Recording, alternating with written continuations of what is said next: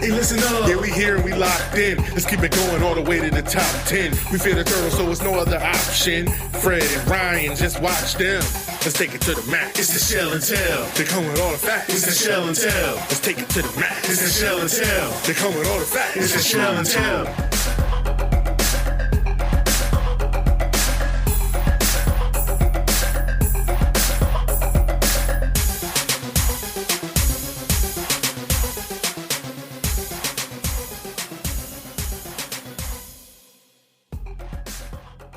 What is up, Terp fans? We are back with yet another edition of the Shell and Tell podcast. That's right, another show. We got a couple things to cover on this week's show. First, we're going to bring you the latest segment from the Birdland BS show, our Shell and Tell segment. For those that don't know Birdland BS is a podcast I started about, 4 years ago now at this point. It covers all of the major sports in the state of Maryland. Ravens, Orioles, and Terps. And it's really the birthplace of Shell and Tell. It's how Ryan and I met, and it's, where this show idea came from. So we're going to give you the latest segment of that first, but then Ryan and Ahmed actually got a really unique opportunity this week to sit down with a couple of the board of directors from the Terrapin Club and talk a little bit about what they have going on, some special events that they have going on, and some really cool content. So we're going to bring that to you as well. But first, let's hear this week's Shell and Tell via Birdland BS. All right, Ryan, it's time for some Shell and Tell. And we had talked yesterday about, I don't even know if we're going to do a Shell and Tell segment this week. I looked at the notes yesterday and I was like, what the hell are they talking about? And I looked at the notes right before the show and went, whoa, shit. Well, today was Fred, I'm going to take a break. I'm going to skip this week. We don't need a Shell and Tell. Partly because we have been so busy with Shell and Tell. We've had a lot going on this past week, and partly because there really wasn't a whole lot of news going on, but things changed in the last 24 hours. Yeah, in the last 24 hours, we'll skip ahead to basketball because that's what broke. This is what I wrote last night, right? With Terps Basketball hoping no news is good news because all is quiet on the hardwood. And it changed today. Well, at 3 p.m., that all fell to shit. Yep. So at 3 p.m., we had a decommitment and a commitment, all in the matter of about 30 seconds announced. Yeah. Boston College forward Jarius Hamilton, who transferred to us last year, has now entered the portal. And he'll be looking for a home somewhere else. Yep, three schools in 3 years. Yeah, it was kind of a head. The future of basketball, I guess. It was kind of a head scratcher for about 30 seconds until I saw the following post where we did get the new commitment. Yeah, our newest commitment is Ian Martinez, 6'3", 183-pound freshman. Played all 25 games at Utah last season. Only averaged 16 minutes, 5.2 points, 49.5% shooting though, and 32% from beyond the arc. So. When I saw those numbers, I got a little worried, actually. I was different than you. I was like, oh, shit, are we trying to replace Eric? Yeah, no. That was my very first thought. But then I looked back and I kind of realized that, because I thought that we had already replaced Smart with the last guard commitment. But what really happened is we should have got a guard last offseason and didn't. Right. So the very first guard commitment, Fats Russell, was the guard we were supposed to already have. Right. And this was Anquan Smart's replacement. So it's exactly. the same graduating year and everything. That's exactly right. He's Anquan Smart's replacement, who was projected to get some good playing time this year. If you want a comparison for you older Terp fans out there, he's a combo guard kind of like Drew Nicholas was back in the day, if you remember Drew Nicholas. I see a lot of potential in this guy. Some people are saying he's got some good pro prospects, so that speaks volumes to him. The numbers, again, as a freshman, don't blow you out of the waters when you just look at his averages. Like Ryan said, 5.2 points at 49.5% shooting, which is good.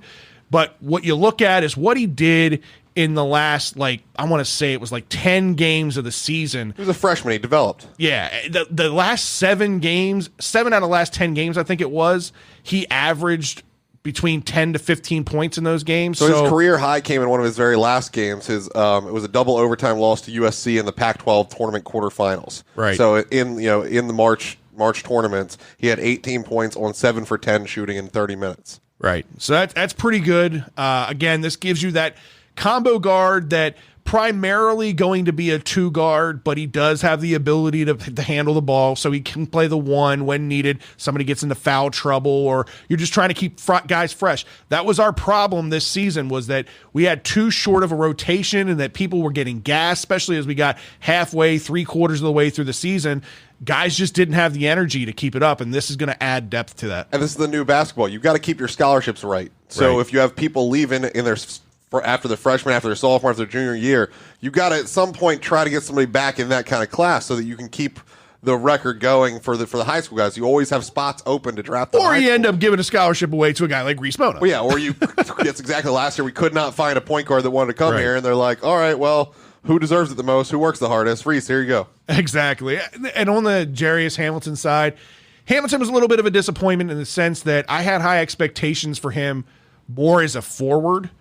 More as maybe like that slashing 3 or a guy that was going to have a low post presence.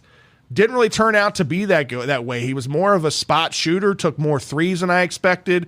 Wasn't a big rebounder. So, listen, I wish nothing but the best for Jarius Hamilton, but I think this is an upgrade for the squad. Yeah, I mean, and especially if you're going with Anquan Smart as his replacement, it's definitely an upgrade. You're talking about the number 120 overall in the player of the nation for the 2020 class. That was the composite ranking, and the number 19 shooting guard.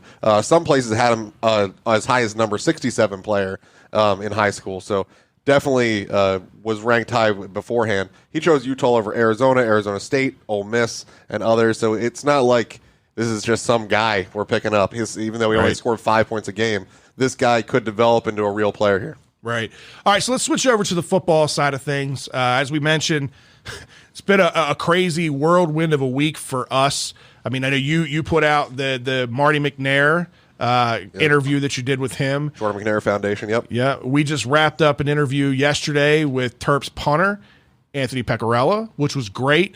A lot of good conversation on many things. We started a new segment with Shell and Tell called the Player Spotlight, where essentially what we're going to do is all the player interviews is give you a inside look to what these players and what these athletes bring, not just on the field, but off the field as well.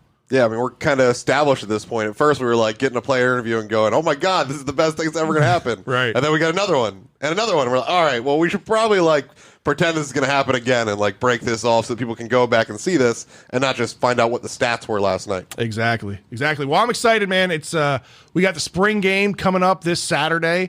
As we talked about last week, they are going to allow fans into the stands. We're not going to be tailgating out there. Maybe we'll tailgate in the driveway, or at least I'll tailgate in the driveway. You can drive and be the DD. Fred and I aren't even going to get to sit together. I just figured out. So they're pods of 4, and my wife and twins are planning on coming. So Fred going to be sitting 4 rows behind me, yelling at me.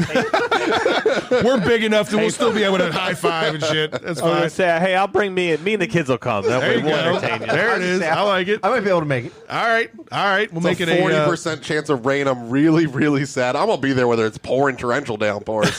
But we'll have to see how that goes. Well, we had talked about, one of the things that we wanted to see the fans do was get out there and show support. I know you watched the Alabama spring game the other day and just the level of fan support that they have. I mean, granted, it's Alabama, right? It's the number 1 program in all the nation. They're going to have that kind of support. But, for us, as far as showing support for the program, you got to get out there and you got to be there, right? Well, the Terps announced that all the spring tickets are gone. That's great. All the spring tickets are gone, but we are talking about PG County and D.C., and they were free, so we'll see. I don't know if we just had scalpers buying hundreds at a time, and or if people were like, let's get them in case we want to go. So if 5,000 people show up, which is the number of tickets they let go, then I'll be pretty happy with it. And I think that's probably about double of the number of people we saw at the last spring game 2 years ago. But I think that you could drive that kind of interest because we all missed an entire season. Are they doing school on campus this year? Yeah, they're on campus. I wonder how many students you're going to have there just to get out of the dorms. 0. I think 0. Okay. That student section. I'm throwing it out there. I mean, of course, there's going to be a few students. I mean, Ahmed Gafir, who's now working with Shell and Tell, is technically a student. He's in his master program. He'll be there. Right. It's not like it should be 0. I mean, You'll be able to count them. Yeah, I talked to Ellis McKinney on one hand or he's two. Going to be there for this Maybe game. hands So, and feet. but yeah, I don't know, but active undergrad students. I hope I'm wrong. I hope I see 1,000 of them sitting out there getting a nice suntan.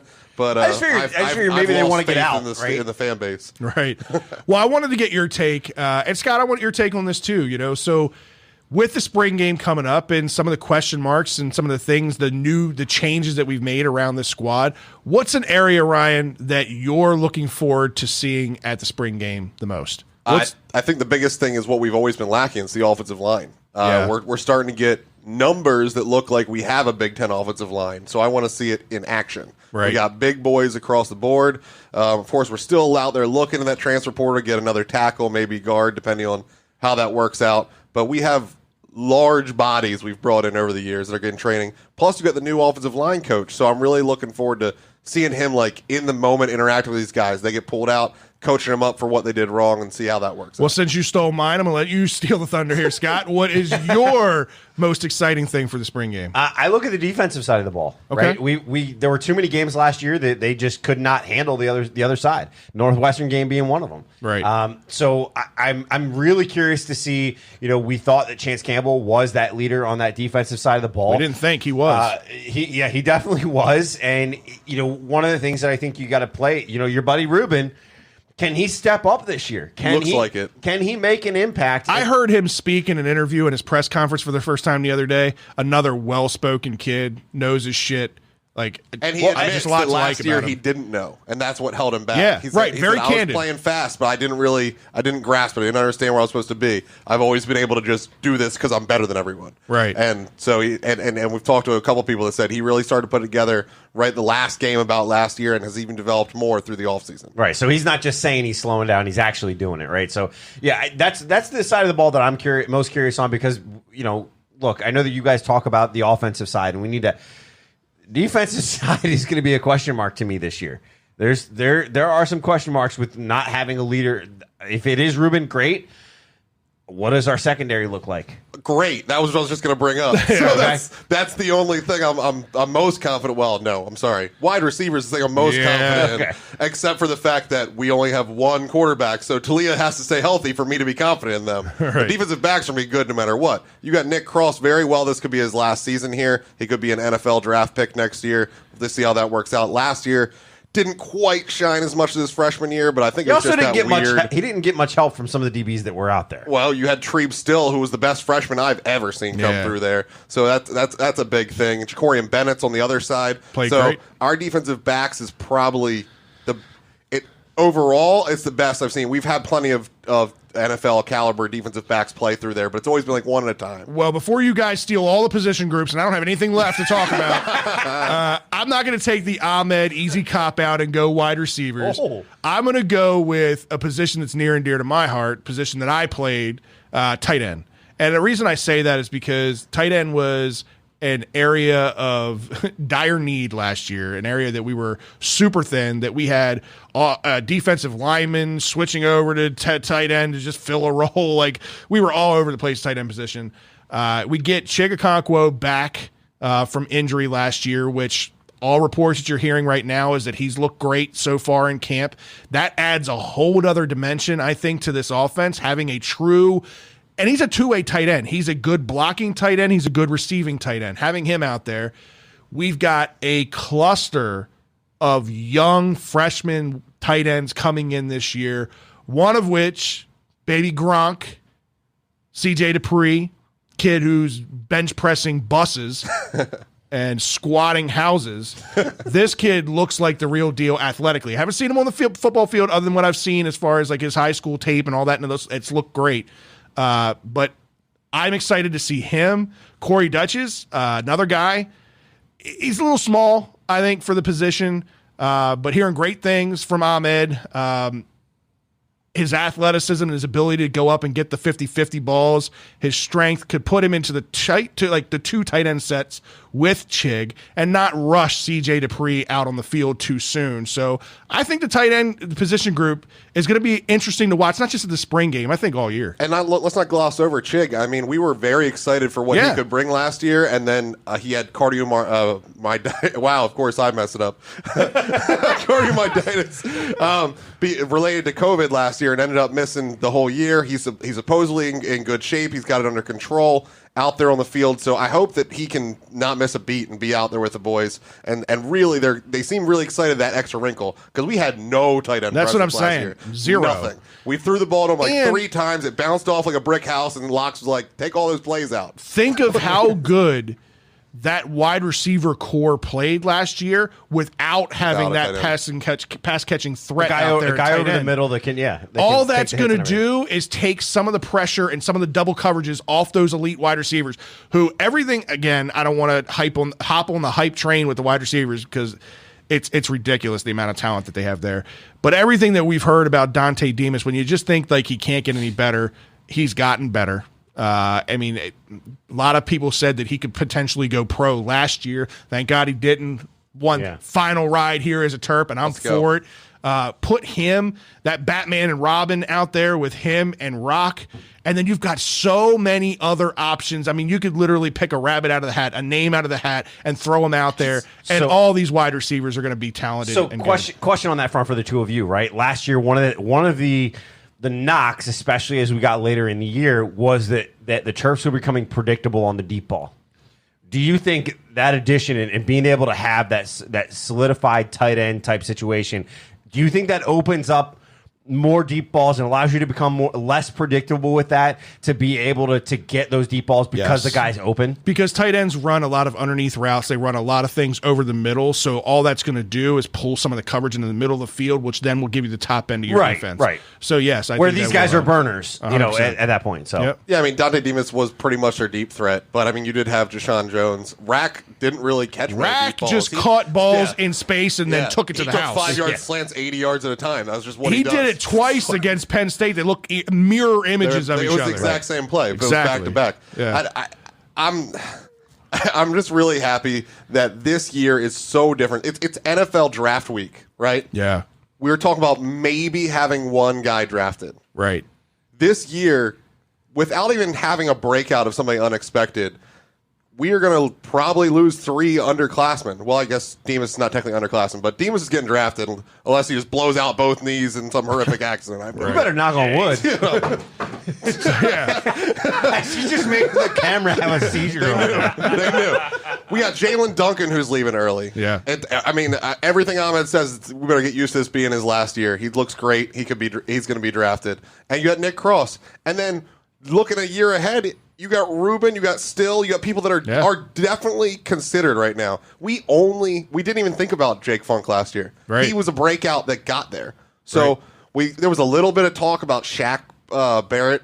Or not Shaq Barrett. He's great. Shaq for the guy that transferred from Clemson, but he ended up sitting out and not being anything. Right. But there was no talk of anybody else going to the league. Yeah. And here we are. There's definitely conversation. You see what Locks is doing with the caliber of players at this program. Well, you bring up the Jake Funk, and if there's any question marks at any positions I'm going to be watching just to see how they're doing, it's going to be the running back core because there's a lot of questions. There's a lot of youth at that position. Obviously, you've got Tayon Fleet Davis, who's going to come back as the one senior back projected to be the day one starter. I've heard nothing but good things as far as him maturing from a mental standpoint. We talked about this on our last show for Shell and Tell, which is great. Great news for this kid because the one knock on him has never been athletics. It's never been his really talent on the football field. It's always just been what's between the ears and making poor decisions off the field. But if he's got a grasp on that and he's really matured, like everything that we're hearing, that bodes well for that running back group.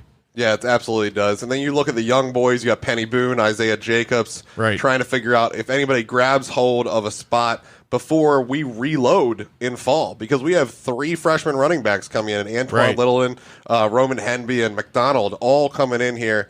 who knows what they're going to bring. Antoine Littleton's another big boy like Penny Boone. We're apparently trying this Thunder Lightning thing. I like it. Hopefully, if any of you guys are going down there for the spring game, send us a message, send us an email, hit us up on social media, let us know. We'll try to meet up with as many people as we can down there. We'd love to say hi. All right. Well, hopefully you enjoyed this week's segment of Shell and Tell via Birdland BS, and I hope you guys are just as excited about this spring game as we are. I mean, we're less than 24 hours away now from recording this, and I couldn't be more excited to get back down there and just feel normal again, get back into the shell, see the boys we haven't seen in over a year now, get around people and just talking to people, which, speaking of that, obviously with tickets being gone, and obviously a lot of you probably will be down there. If you want to say hi, send us a message on social media. We'd love to meet up with you guys and just chat. Be a lot of fun. One last thing I do want to hit on that we didn't get a chance to talk about on Birdland BS because it hadn't happened yet. We talked about the loss of DeAndre Haynes and what that might mean to Coach Turgeon and his staff in the program. Well, they found his replacement, and they've hired Danny Manning, which some of you may remember the name. Danny Manning was actually teammates with Turgeon back in the 80s at Kansas. They ended up going to a Final Four together. Danny went on to have a very good NBA career. I mean, played 15 years in the league. I think he was a 2-time All-Star, averaged around 14 or 15 points. But where I think you're going to see the biggest benefit in Danny, it's not going to be in recruiting. Where you're going to see the biggest benefit is going to be in the low post presence with this team. I mean, he was a 6'10", big body, athletic guy in his day.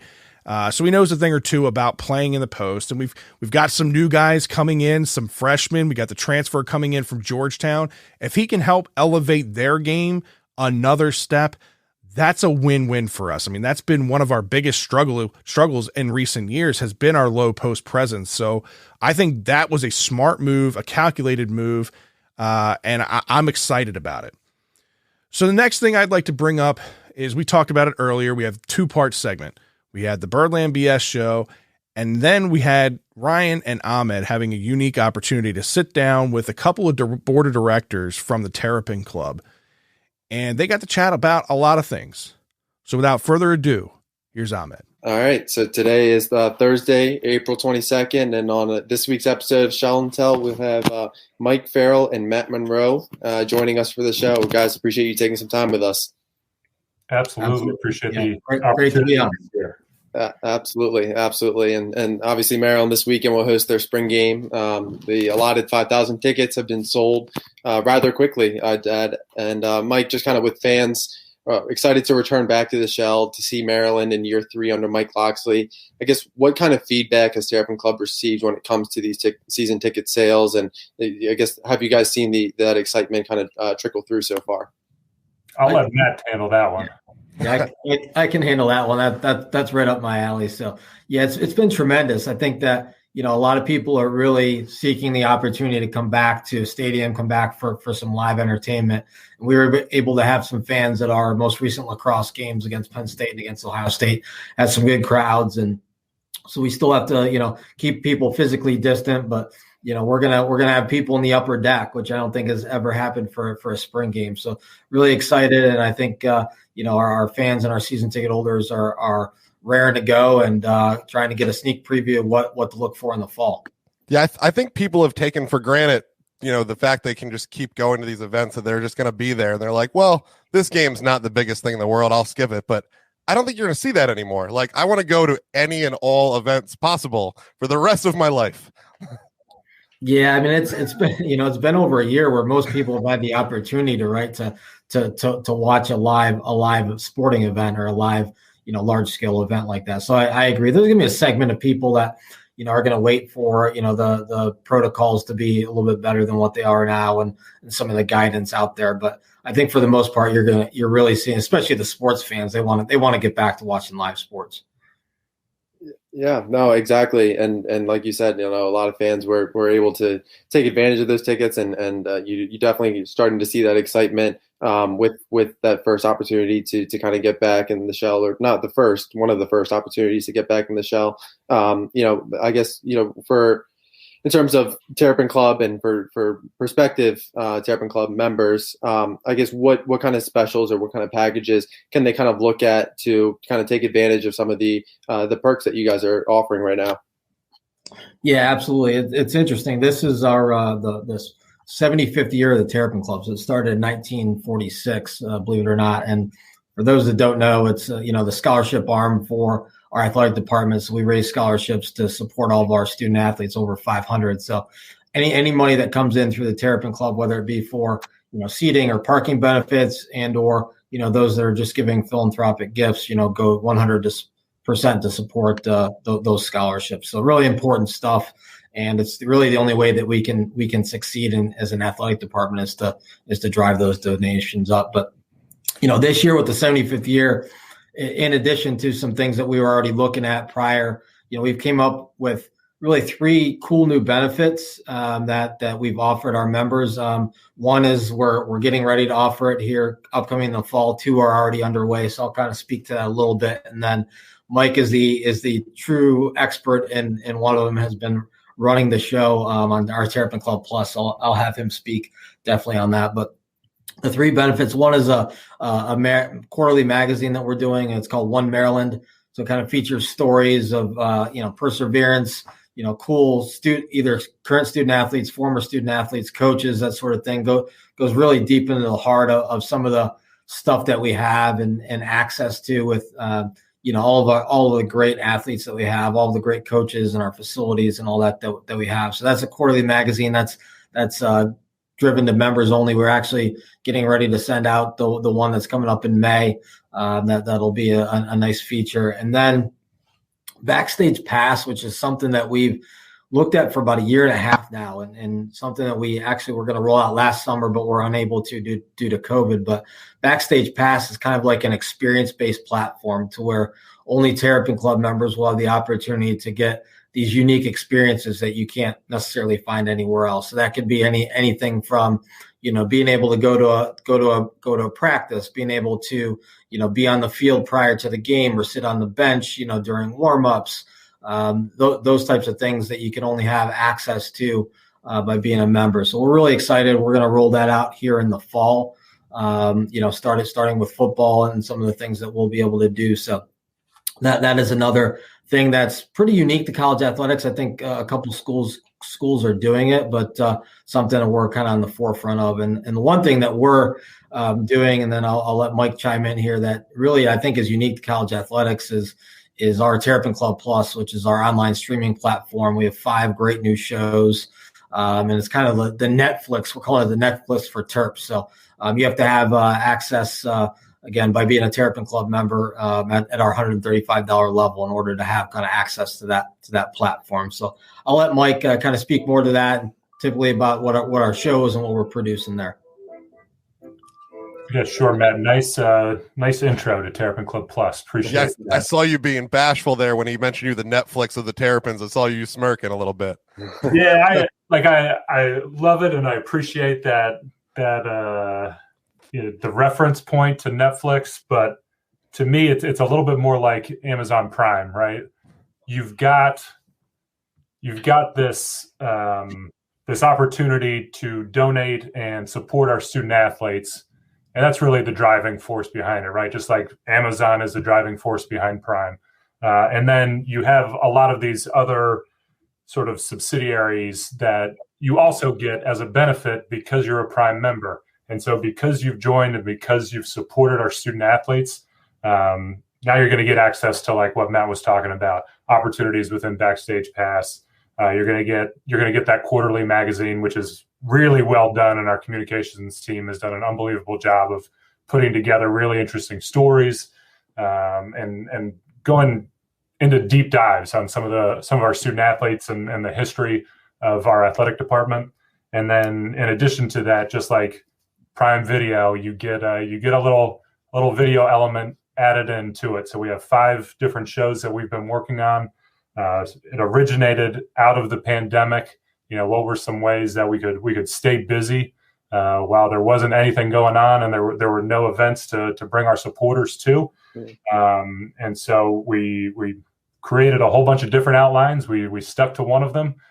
We've got 5 original shows. So Game Changers, which is kind of like a mini documentary series, and we've done a few of those. You've got Anyone Can, which this year has been featuring Aaron Wiggins from our basketball team, dipping his toe into, some of our other sports. So far he's done gymnastics. He's done women's soccer and tried to kick a penalty kick. He wasn't very good at it. And then in May, we're releasing softball. And it's actually an unbelievable episode, one of our best episodes. So really looking forward to that one. We've got Johnny Holiday, the voice of the Terps, hosting a show, and he's been bringing in some big hitters from Maryland history. We got Behind the Play, which features a lot of, some of our past greats with Christy Tolliver in her shot in the NCAA championship. You got Steve Blake making the steal against Jason Williams against Duke. We've got some great episodes there. Steve Suter in the kickoff return against West Virginia in the Gator Bowl back in 2004. I really like that one. He's an unbelievable. He's so good on camera. Yeah, he's like personality. And he hates West Virginia with an unbelievable passion, and it just still to this day, however many years later, 16 years later, 17 years later, it still comes through. It's unbelievable.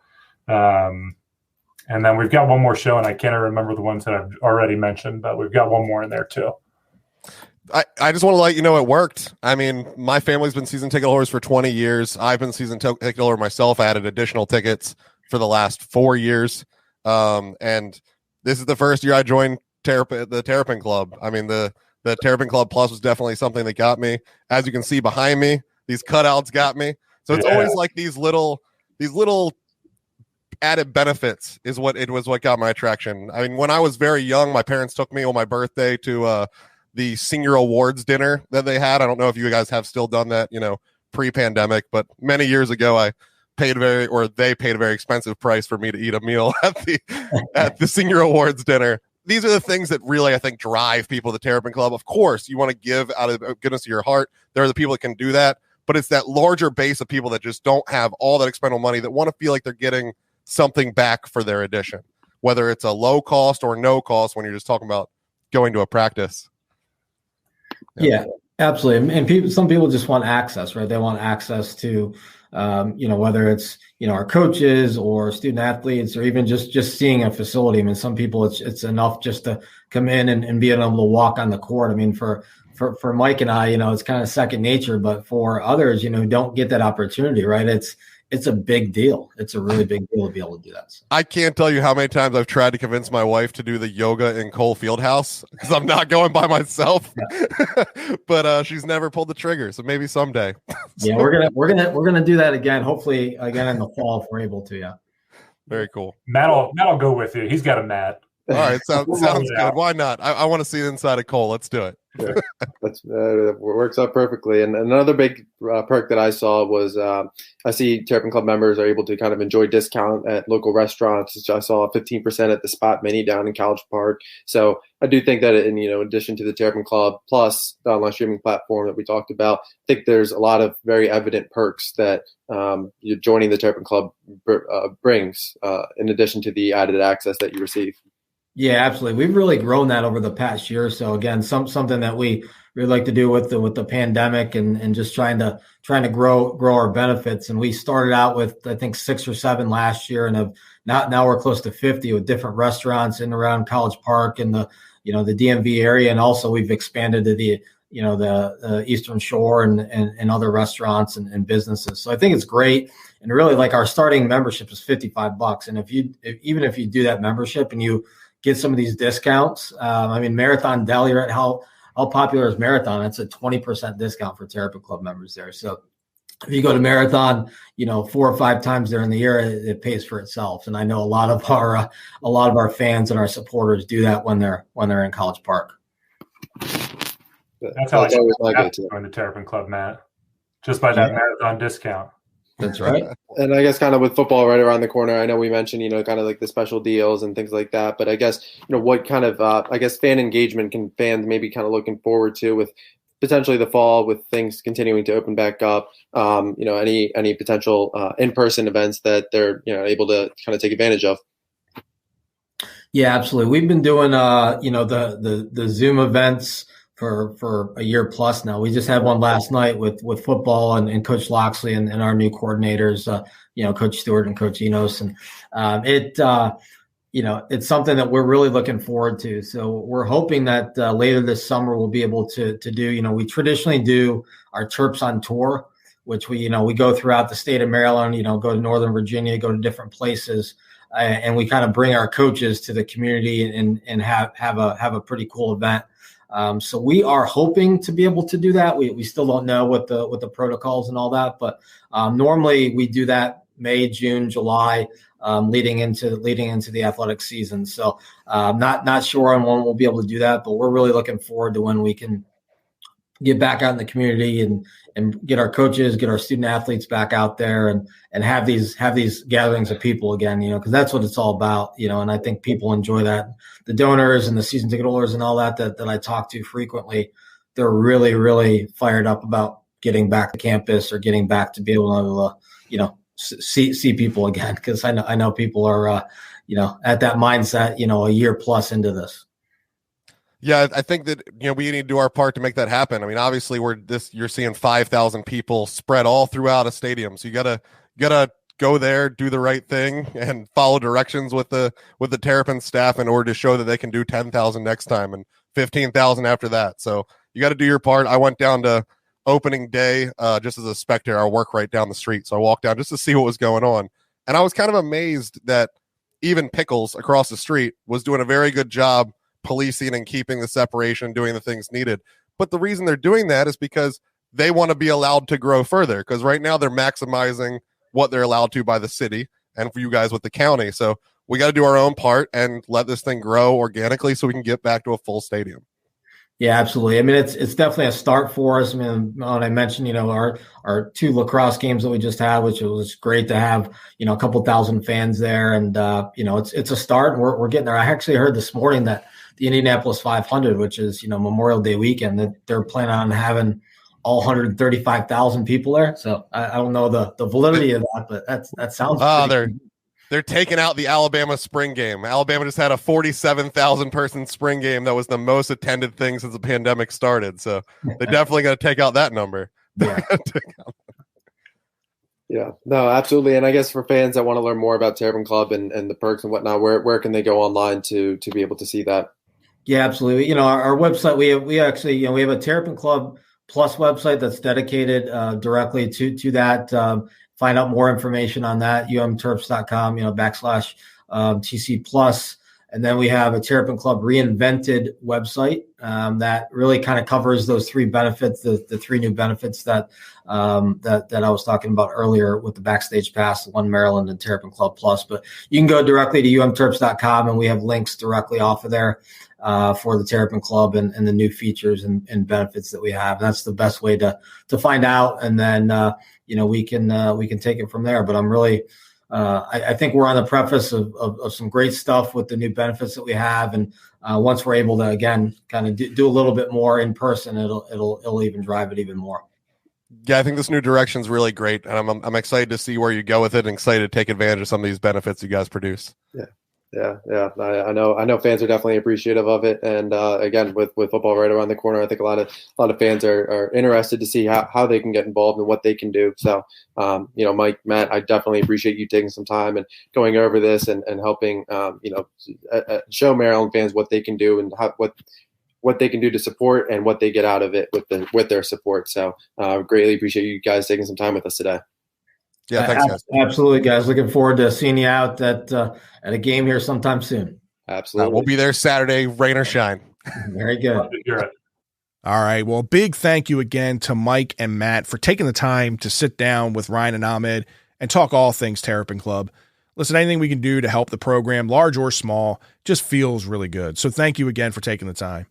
It has been a whirlwind of a couple of weeks for us as a show. Ryan had a chance to sit down with Marty McNair and talk to him about the Jordan McNair Foundation and everything that's been going on with that for the past year and a half. So if you haven't had a chance to go back and listen to that, I highly suggest you do that. We had our first player spotlight as we had Terps punter Anthony Pecorello on the show and talked to him about a little bit of everything he's got going on with football, everything he's got going off the field. And let me tell you, this kid is full of personality. He is a typical Long Islander and Italian. I mean, this kid's got the gift of gab, could talk with the best of them, a lot of fun, and really appreciate him taking the time. So we got a lot going on. And if you want to be a part of that, you want to send us a question, send it into our email at shellandtellpod@gmail.com. You can hit us up on our social media at shellandtellpod. You can follow me at FredBLBS. You can follow Ryan at Terps BS. Follow Ahmed at Gafir the Turtle. Well, can't be more excited about going down to the field tomorrow, watching the game, seeing our guys, and hopefully seeing some of you. But until next time, here's to wishing all is well under the shell.